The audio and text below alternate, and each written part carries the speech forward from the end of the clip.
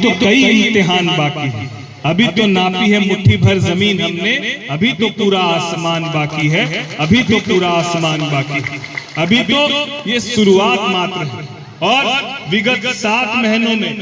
ये कहते हुए गर्व होता है, मैं बिल्कुल श्रेय नहीं लेता हूं, ना श्रेय लेने का कोई मुझे शौक है, लेकिन इस बात को पूरे दम से कहता हूं कि इस बात को बहुत सोचकर महसूस कर गर्व होता है कि विगत 7 महीनों में खगड़िया लोकसभा में 1,500 करोड़ से ज्यादा की योजनाओं की स्वीकृति मिली। और मैं ये नहीं कहता हूं कि ये मेरे प्रयास से हुआ, ये सभी लोगों के प्रयास से हुआ। अंतोगत्वा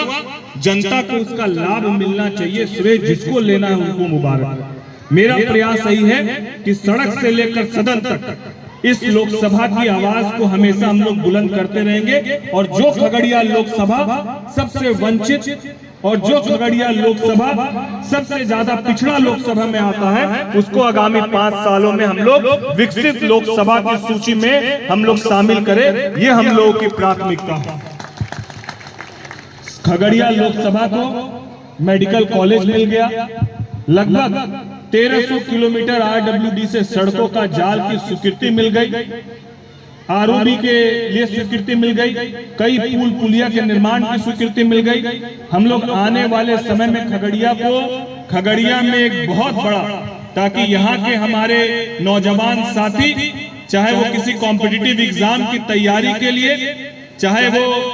ओलंपिक में खेलने के लिए, एक सभी सुविधाओं से युक्त खेल के मैदान को, जो नेशनल स्तर का, जो देश स्तर का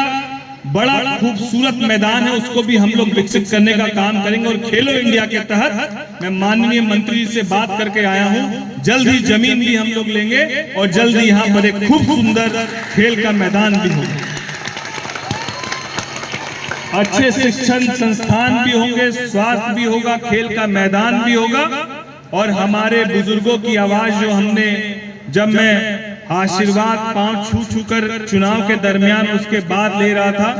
तो बुजुर्गों ने एक बात बहुत उम्मीद भरी नजरों से कही थी कि हम लोग को 400 रुपया केवल जो है महीना हम लोग को भत्ता मिलता है, हम लोग को पेंशन मिलता है। तो उनकी इस आवाज को हम लोगों ने सदन में उठाया भी था, माननीय प्रधानमंत्री से गुजारिश भी की थी